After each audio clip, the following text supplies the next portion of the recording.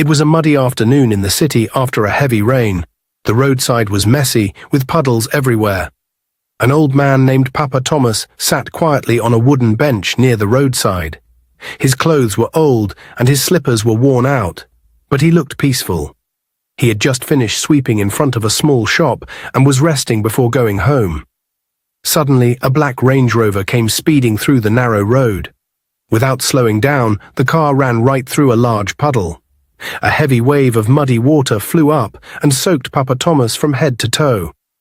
The old man gasped and tried to wipe his face with his hand, but the damage was already done. His shirt, trousers, and even his slippers were now dripping with brown water.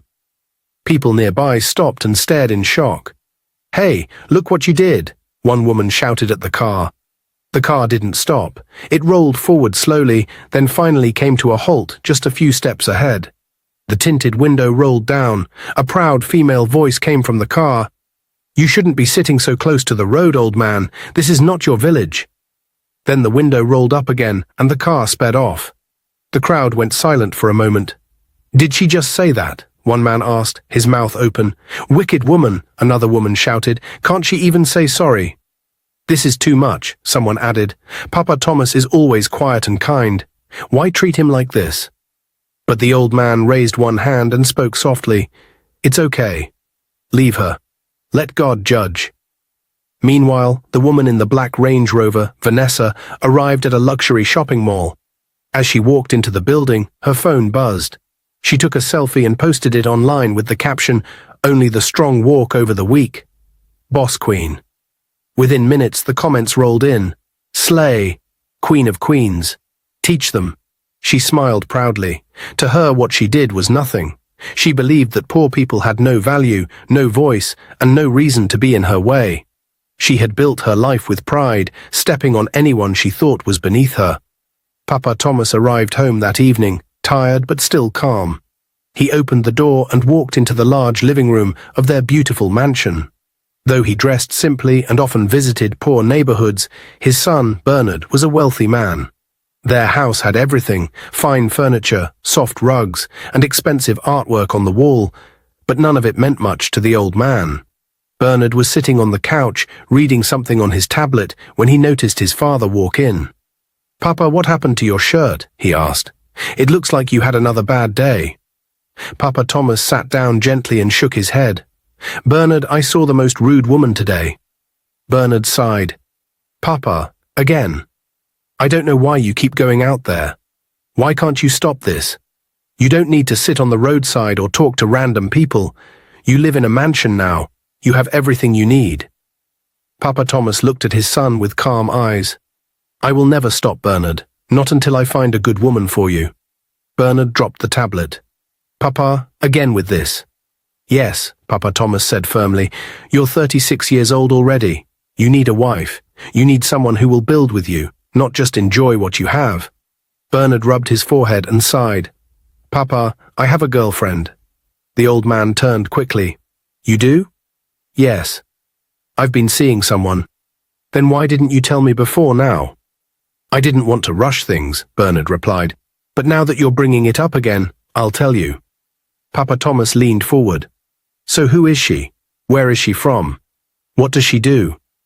Bernard smiled lightly. "You will meet her soon. Don't worry, she's very beautiful." The old man raised an eyebrow. "Beauty is not everything, my son." "I know, Papa, but there's a problem." "What problem?"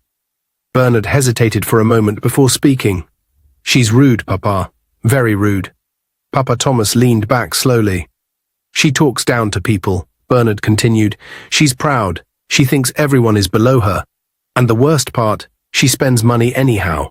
I give her money. She buys things she doesn't need. Expensive clothes, shoes, bags, all just to show off." Papa Thomas shook his head in silence. "So why are you still with her?"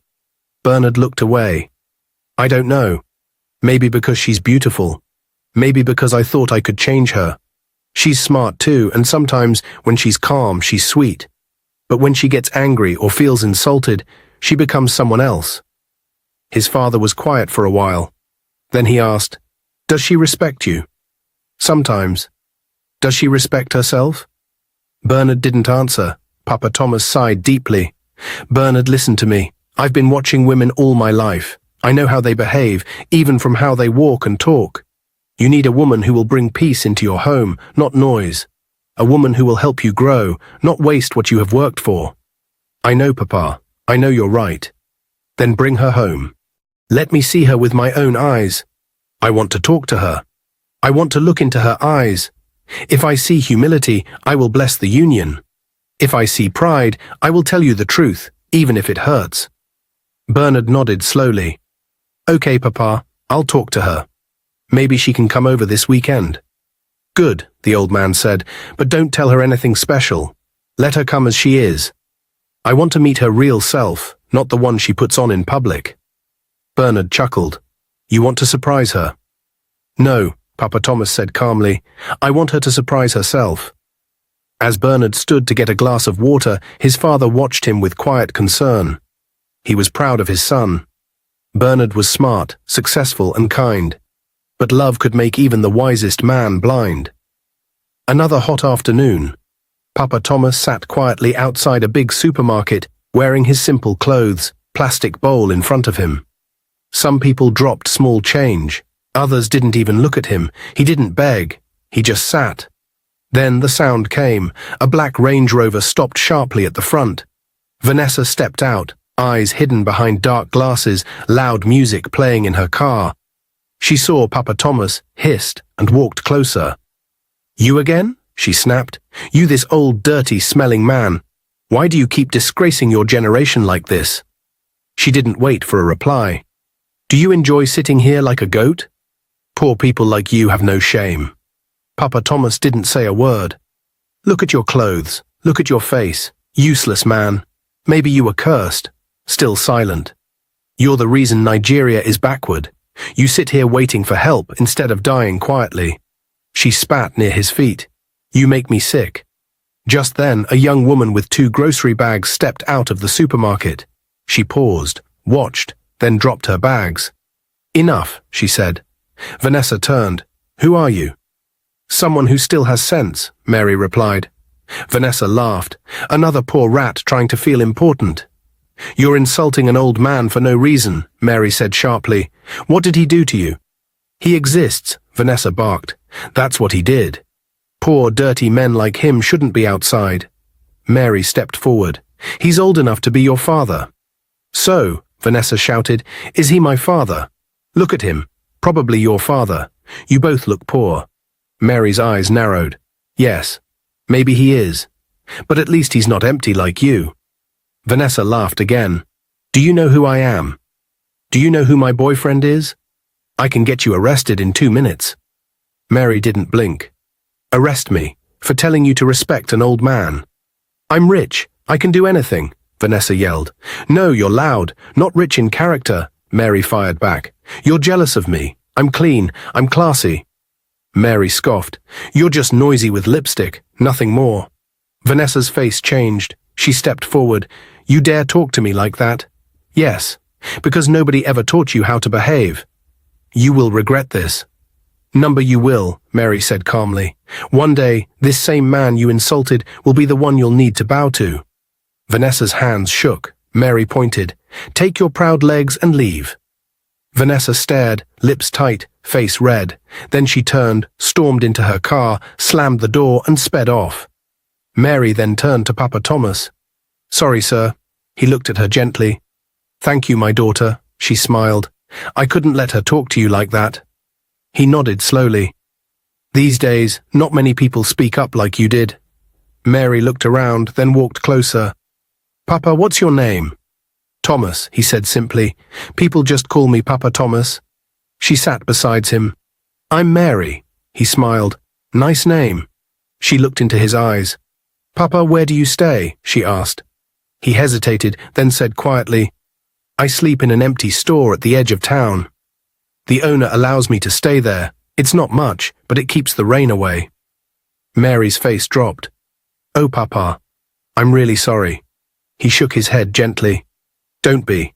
Life has its seasons. I may be poor, but I still have my peace. You seem too wise to be out here, Papa. He gave a weak smile. Life teaches you wisdom when you have nothing. She looked at him for a while, then said, Papa, I studied agriculture. I'm a graduate. It's been 1 year now. No job. My parents are poor farmers in the village. He nodded slowly. You're trying. I was thinking, she continued, instead of just sitting here, maybe I can help you start a small farm, even behind the store. We can plant simple things. Pepper, tomatoes, vegetables. It will give you food, and we can sell the rest. Papa Thomas looked at her, surprised. You want to help me farm? Yes, Papa, she said. I have nothing else for now, but I have strength. I can work. It's better than waiting. You'll eat fresh food, and you can stop begging for coins. He sat still, thinking deeply. You're too kind, he said quietly. She shook her head. No, Papa, I just believe good people deserve help too. He looked up at her. You hardly know me. She smiled. I know enough. You didn't say a word when that woman insulted you. That silence told me everything. Papa Thomas smiled slowly. You're different. I try, she said. He nodded. I will think about it, Mary. Think fast, she said playfully. We can start with a small basket of okra. Even that can change something. They both laughed softly. Mary stood, picked up her bags and waved. Okay, Papa. See you tomorrow. He nodded. I'll be here. Good, she said. Don't go missing. She walked off smiling. Papa Thomas sat back, watching her go. Something stirred in his chest, not sadness, not shame. Hope. He looked up at the sky and whispered, Lord, could she be the one? Papa Thomas walked into the house with a wide smile on his face. The heavy wooden door closed behind him, and he removed his sandals quietly. The mansion was peaceful and cool. He looked around and saw his son sitting quietly in the living room. He cleared his throat. Bernard. Yes, Papa. I met someone today. Bernard looked up. Who? Papa Thomas walked over and sat down. Bernard, today I met the most beautiful and respectful, well-mannered woman I've ever seen in my life. Bernard raised his eyebrows. Really? Yes. And I'm not talking about makeup or hair or fancy shoes. I'm talking about a heart, a clean heart, a woman with sense, dignity and courage. Bernard sat back. Okay. What happened? I was outside the supermarket. That same proud woman came again. The one who always insults me like I'm nothing. She opened her mouth today and poured all kinds of shameful words on me. Bernard clenched his fist lightly. Again? Yes. But this time, Papa Thomas said, smiling, something different happened. A young woman saw what was happening, and before I could even say a word, she stood up for me. She did. Yes, Bernard, she insulted that proud girl without fear. She didn't shout like a mad person, no. Her words were clean but strong. She spoke with fire and wisdom. That rude girl had no choice but to walk away in shame. Bernard was silent. After that, Papa Thomas continued, she came to sit with me.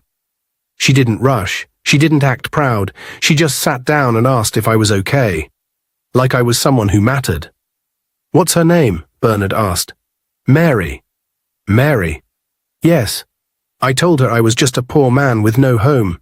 She didn't laugh. She didn't judge. Do you know what she said? Bernard waited. She said, Papa, I can help you. Bernard looked surprised.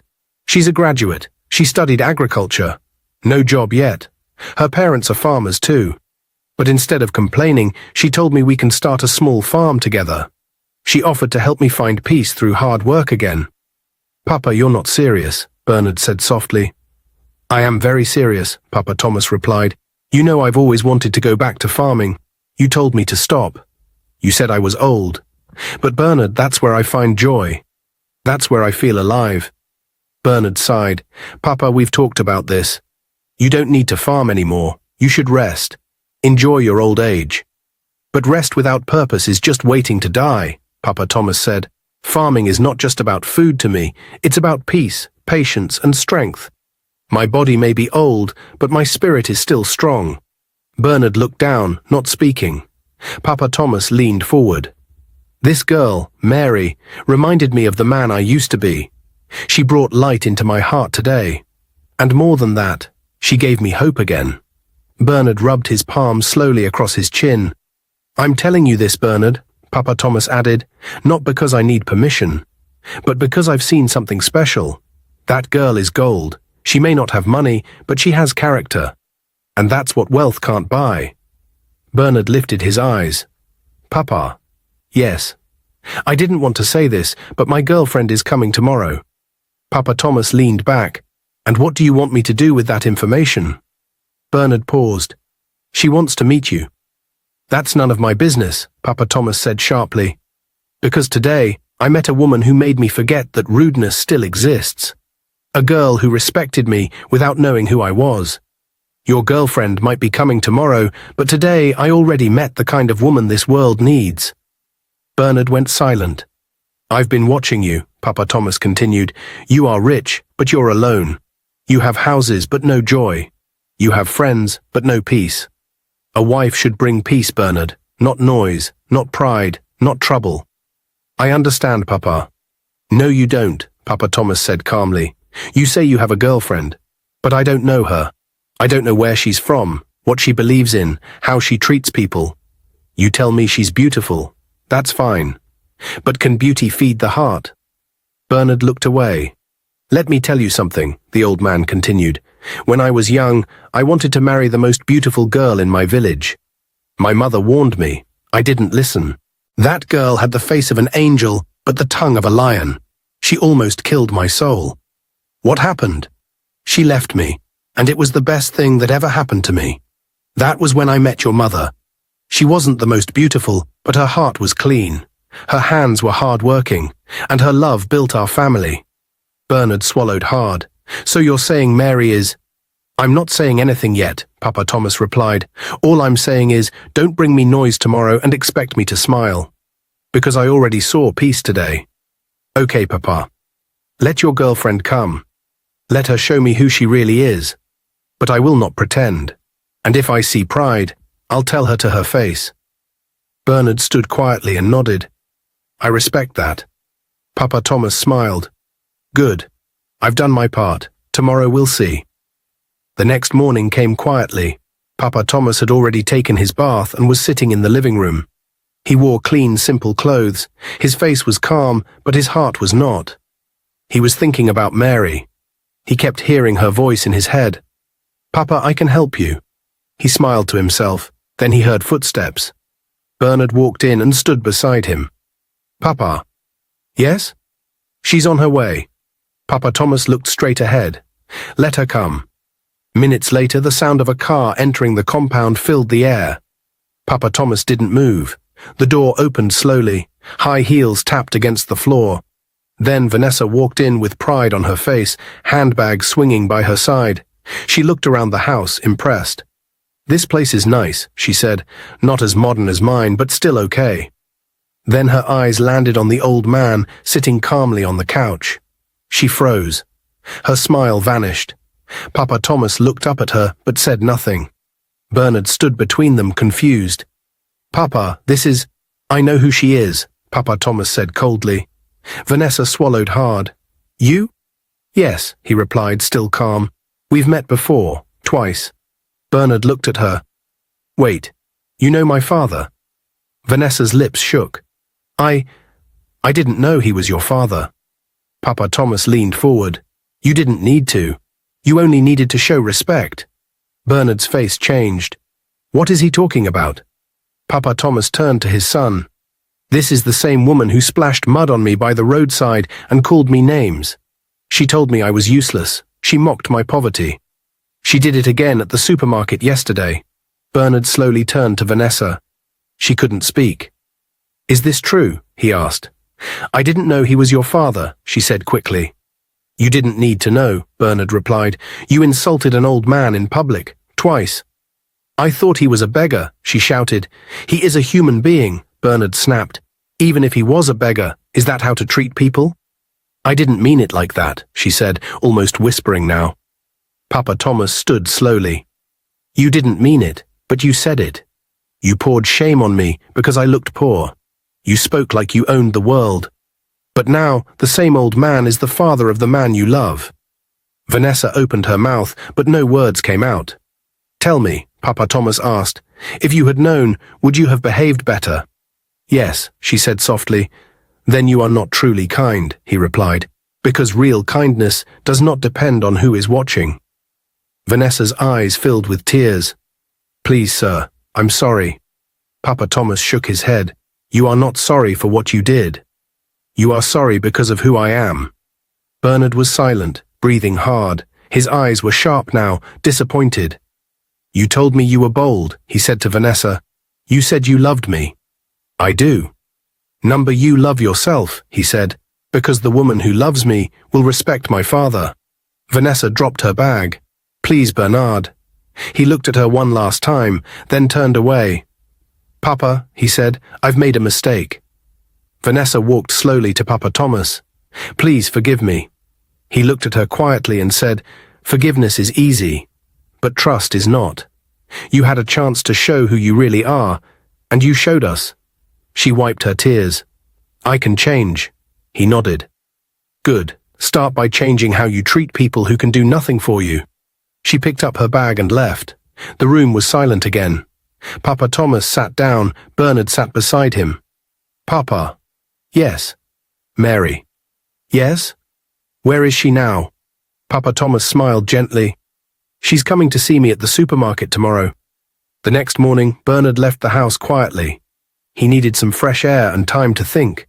What happened with Vanessa still played in his mind like a movie.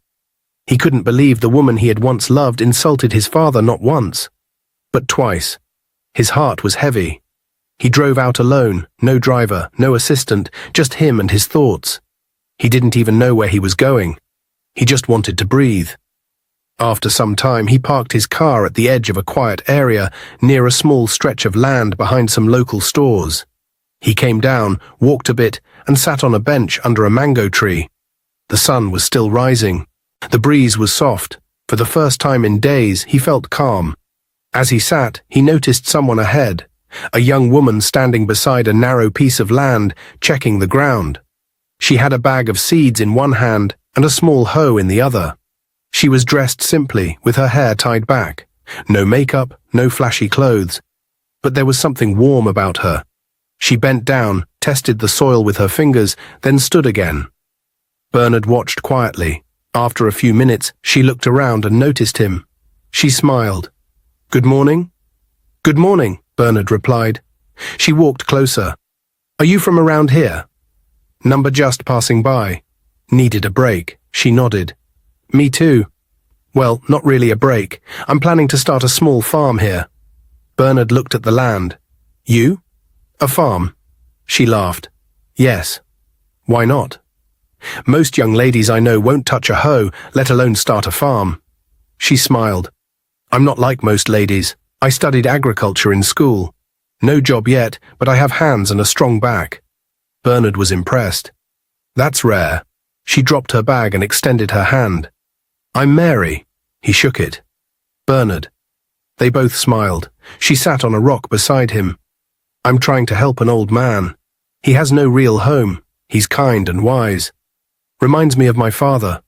Bernard turned. Really? Yes. I met him yesterday. He was being insulted by a woman.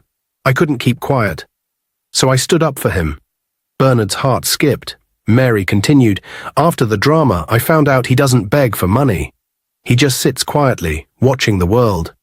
So I told him I'll help him start a small farm.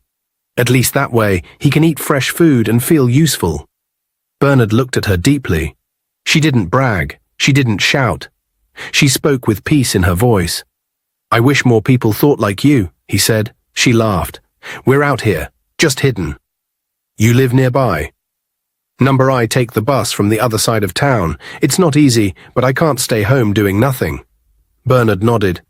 I admire that. She looked at him. What do you do? Bernard hesitated. Business. Ah, business, the favorite Nigerian word. They both laughed. I won't ask too many questions, she said. You look like someone with a lot on his mind. Bernard smiled. You're right. She stood. I need to plant these seeds before the sun gets too hot. He stood with her. Can I help? She raised a brow. You? With your clean shoes and soft hands? I can learn. she smiled. All right, let's start with okra. And just like that, they began. Two strangers, two worlds, one small farm. It was late afternoon. Papa Thomas sat quietly at his usual spot near the supermarket. His eyes were soft and his thoughts were far away. He wasn't thinking about money or food. He was thinking about Mary, her kindness, her courage, her words. Suddenly, a cheerful voice pulled him out of his thoughts. Papa!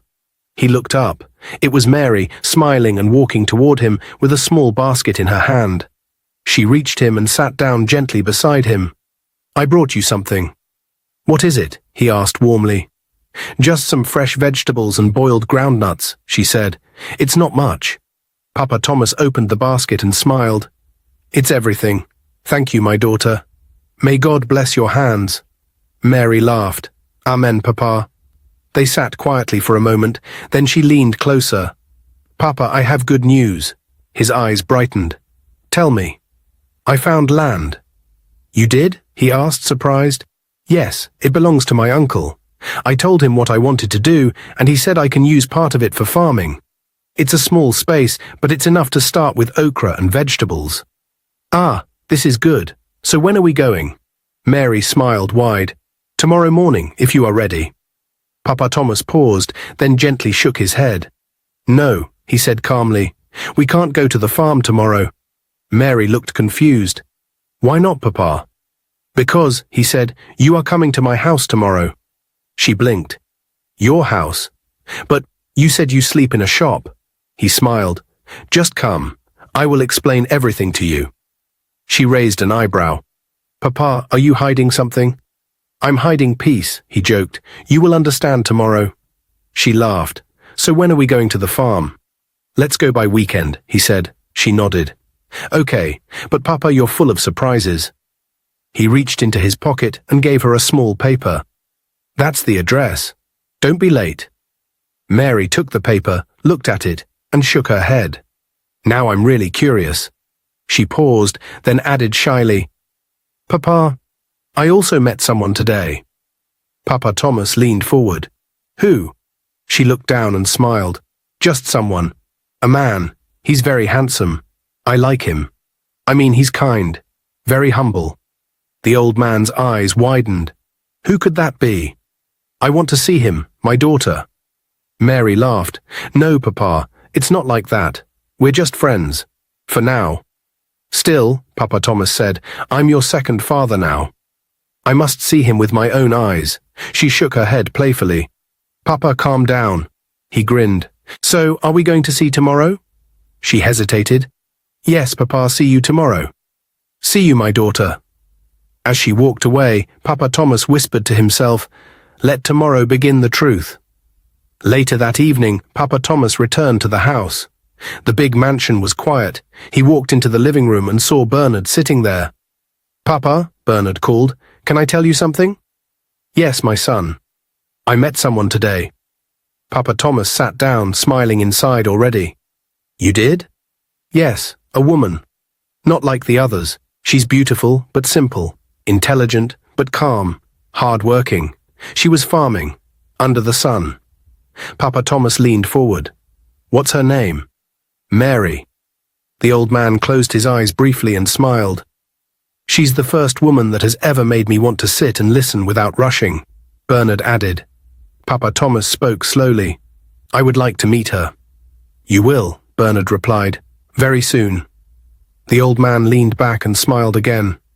Tomorrow, he whispered in his heart, you'll meet her in the most unexpected way. The next morning, Mary stood in front of a large black gate, holding her simple handbag and the address Papa Thomas had given her.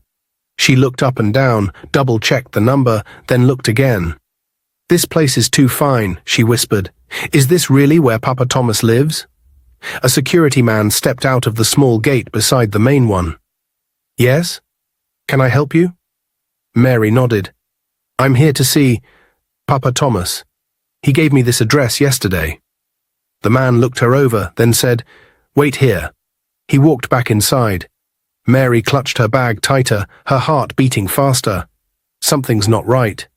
She had come expecting to see a small home or maybe a family friend of Papa Thomas. But this mansion was nothing like that. It had tall white walls, big flowers in front, and a smooth driveway. The air even smelled different. Before she could overthink it, the gate opened. "Come in," the security man said. Mary walked in slowly, her sandals tapping gently on the smooth tiled floor outside.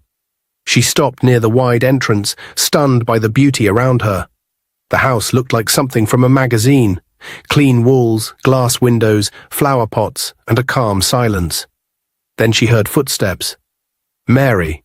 She turned slowly and froze.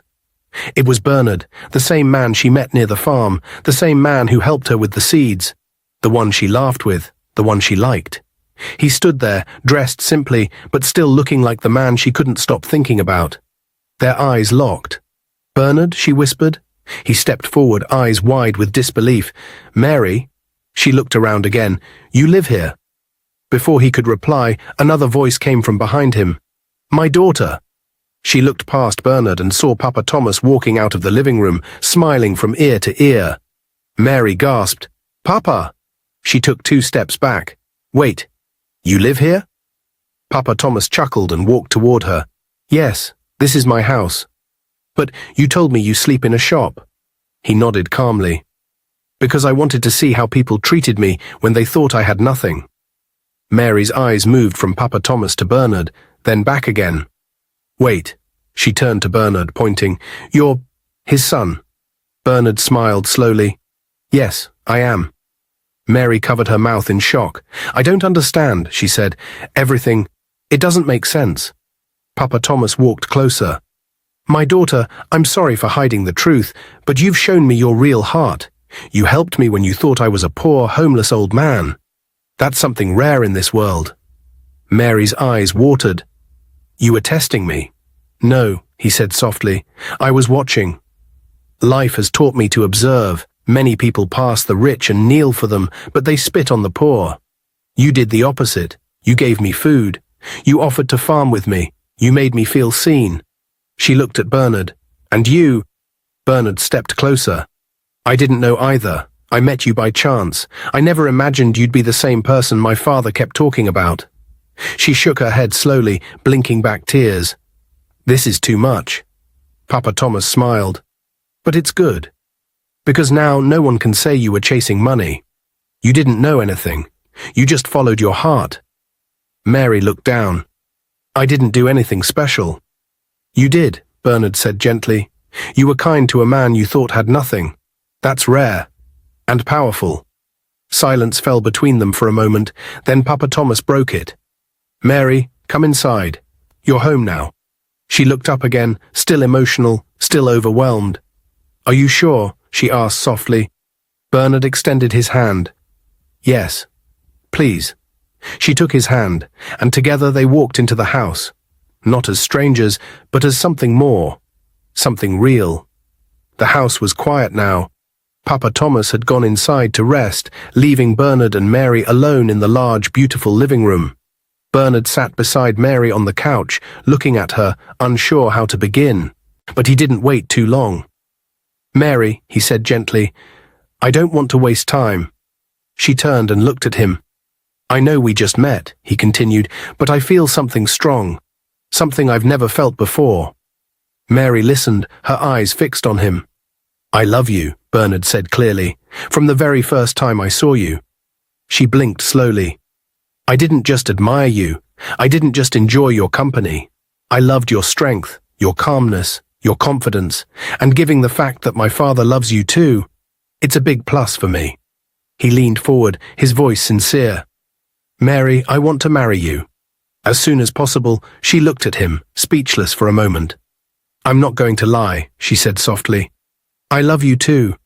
From the first moment we met near the farm, I felt peace. I didn't even know who you were, but I felt safe with you." He smiled, heart full.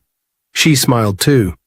"If you truly want to marry me," she said gently, "then I will say yes." Bernard reached for her hand and held it firmly. "Thank you. You are the most beautiful and intelligent woman I have ever seen. And now, you're going to be my wife." Mary blushed, but her face turned serious. "There's something I must do first," she said. What is it? I have to go to the village. I must tell my parents. They live there. They must know. Bernard paused. Her words echoed in his head. My parents live in the village. He sat up straight. No, he said, that cannot continue. She looked confused. What do you mean? My parents-in-law cannot live in the village while I live in a mansion, Bernard said firmly. Her eyes widened. I have many houses here in the city. I will give them one. I want them to stop farming and leave the village. They've suffered enough. I want them to enjoy peace now. Mary stared at him, mouth open, hands frozen. You would do that for them? Mary, he said, I'm not marrying only you. I'm marrying into your family, and I must honor them like I honor my own father. Tears welled in Mary's eyes. No one has ever said something like that to me before, she said. He gently wiped her tears. You're worth it, he said, and I want you to know from today. Your struggle is my struggle. Your joy is my joy. News spread quickly in the city. Bernard, the quiet billionaire, was getting married, but not to a rich girl, not to a celebrity. He was marrying a simple, respectful lady named Mary. People were shocked. Some smiled and praised his choice, others were jealous. But no one was more angry than Vanessa. She heard the news from one of her friends at a spa. What did you just say? Vanessa asked sharply. Yes now, the friend said. Bernard is getting married to that girl. I even heard she's from the village.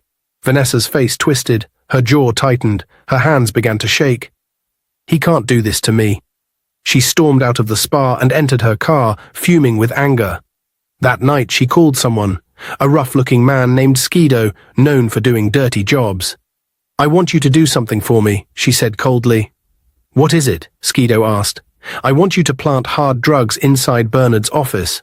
Once it's there, we'll alert the police. He'll be arrested, disgraced and jailed. The wedding will scatter. Skido was silent. Vanessa continued, also, if you can finish the job, make sure that girl, Mary, never wakes up. And that ugly old man she calls father-in-law, I want him gone forever. I don't want to ever see his useless face again. Skido said nothing. She ended the call, thinking it was done. But what Vanessa didn't know was this. Skido knew Bernard. Bernard was the same man who helped Skido's elder sister years ago. Bernard gave her a job in his company when no one believed in her. When their mother was dying, Bernard paid all the hospital bills. He even helped Skido's family pay their rent after they were thrown out. Skido sat alone that night, thinking, This is the man you want me to destroy, he said to himself, the man who saved my family. Never. He picked up his phone. He called Vanessa again, this time putting the phone on record. Hello, she answered. Tell me the plan again. I need all the details, Skido said. Vanessa laughed wickedly and repeated everything. She talked without holding back, mentioning how the drugs should be planted and how she wanted Bernard's father and Mary unalived before the wedding. Skido ended the call. He saved the recording. The next morning, he walked straight into Bernard's office. Bernard was busy with wedding arrangements and office matters. Sir, I need just 10 minutes, Skido said. Bernard looked up. Do I know you? You helped my family many years ago. I've come to return the favor. Bernard looked confused but nodded. Go on. Skido explained everything. He played the voice recording on speaker. As Bernard listened, his face changed. His heart beat fast. His mouth remained open as he heard Vanessa's voice clearly, plotting his downfall and wishing death on Mary and his father. When it ended, Bernard leaned back and covered his face. She really wanted to destroy us. Skido nodded. I couldn't let it happen. You don't deserve it. Thank you, Bernard said, shaking his hand. You've saved us. Hours later, the police moved in. Vanessa was arrested at a luxury restaurant where she was showing off new clothes. What is the meaning of this? She shouted. You're under arrest for attempted murder, conspiracy and drug framing, one officer said. She screamed and cried, but they took her away. In court, Vanessa wore a long black dress and tried to act innocent. I don't know what they're talking about, she said. I never said anything like that. The judge looked at her silently. Then he nodded to the officer. The officer pressed play. Vanessa's voice filled the courtroom. She spoke clearly, without shame, repeating all her evil plans. She laughed in the recording. She insulted Papa Thomas, calling him ugly and poor. She called Mary names and even said, "I want her gone forever." When the recording ended, the courtroom went silent. Everyone turned to look at her. Vanessa's mouth dropped open. She started crying instantly. "I didn't mean it. I was angry. I was drunk. It's the devil." The judge raised a hand. "Enough. The devil did not force you to speak. You planned evil, and you would have succeeded if not for one honest man." She sobbed. "Please, I'm sorry." The judge looked at her without pity. "For jealousy, for pride, for wickedness, you shall face the law." Vanessa was sentenced to 15 years in prison with no option for bail. Back at the mansion, Bernard told Mary everything. She was shocked, but thankful. "That could have been the end of us," she whispered. Bernard hugged her. "But it's not, because good people still exist. People like Skido. People like you." That weekend, they both traveled to Mary's village. When they arrived, Bernard knelt in front of her parents. "I want to marry your daughter. And from today, I want you to leave the village. Come live in the city. I have a house ready for you. You've worked too hard. It's time for you to rest." Mary's mother cried. Her father blessed Bernard with joy. 1 month later, Bernard and Mary were married in a beautiful, joyful ceremony. After the wedding, Bernard and Mary flew out quietly for their honeymoon. They walked hand in hand on the beach, laughing, barefoot in the sand. "I still can't believe this is real," Mary said softly. Bernard smiled. "It's real, and it's forever." Dear viewers, what lessons did you take away from this dramatic tale? We'd love to hear your thoughts in the comments below.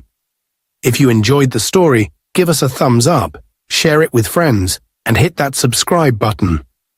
Don't forget to turn on notifications so you never miss out on our latest updates. Thanks for watching and stay blessed.